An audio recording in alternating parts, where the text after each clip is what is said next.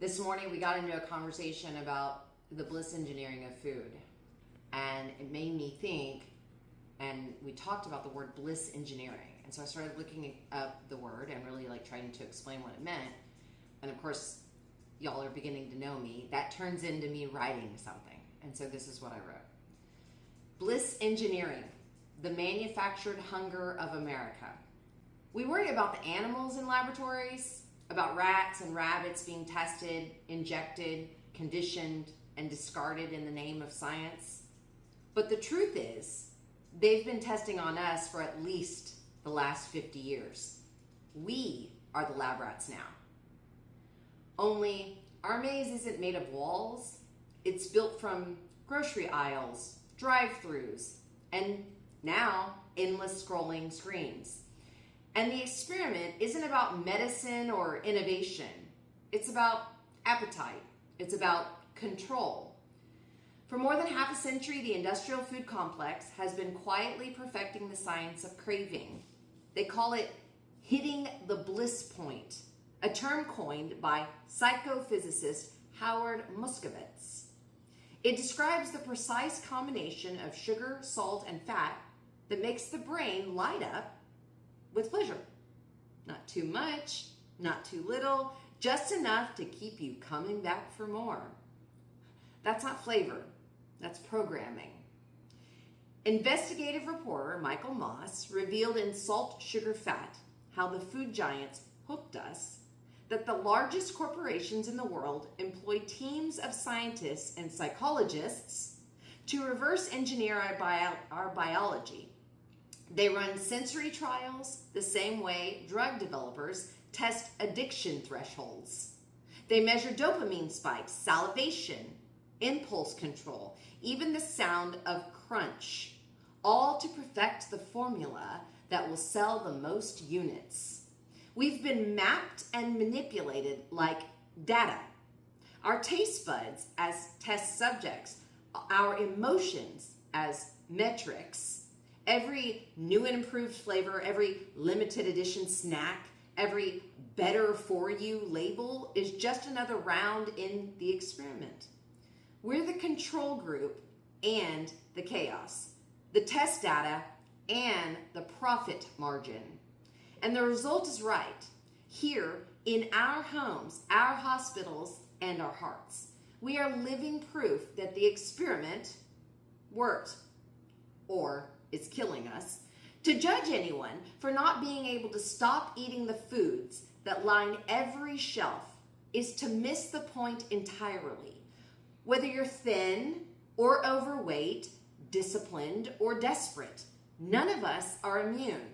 We have been addicted on purpose, the same way nicotine was once sold as calm, sugar is sold as comfort. But it's the same deception. A high, a crash, and then a craving for more. At the end of 2022, my own body finally said, enough. Inflamed, exhausted, unrecognizable, so I stopped. For 120 days, a complete reset, an autoimmune protocol, a fast of elimination. The first 2 months, I literally felt hollow, not hungry, empty. My fire was gone. That's how deep the programming runs. My body grieved the chemicals, the textures, the engineered bliss it had depended on. I cried for food that wasn't even real. That's how far this conditioning reaches. It doesn't just live in the body, it lodges in the memory of pleasure itself. By the end of those 120 days, my blood cleared, my gut healed, my skin and liver began to restore, and I started to remember what balance felt like, not just in the body, but in my mind. Yet, here I am, at the end of 2025, facing it again. The moment I re-entered the food system, the grocery aisles, the packaging, the convenience, I could feel it pulling me back. Sugar, salt, sugar, salt, sugar, salt. The same damn loop, the same quiet manipulation disguised as a choice. My autoimmune symptoms have returned. My body has become the truth teller yet again, showing me what this system is still doing, not just to me, but to all of us. Because our addiction isn't just to the food, it's to the convenience, the speed, the structure of a culture built to keep us consuming. We've built an industrial complex around our own captivity, and we call that progress. We are mentally unwell, we are physically unwell, and spiritually disconnected because of all of it. We've replaced communion with consumption, and we call that comfort. We've replaced nourishment with numbness, and we call that normal.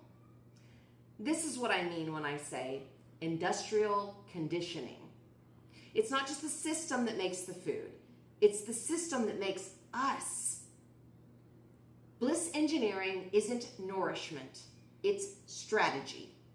It's capitalism disguised as comfort. It's science stripped of ethics.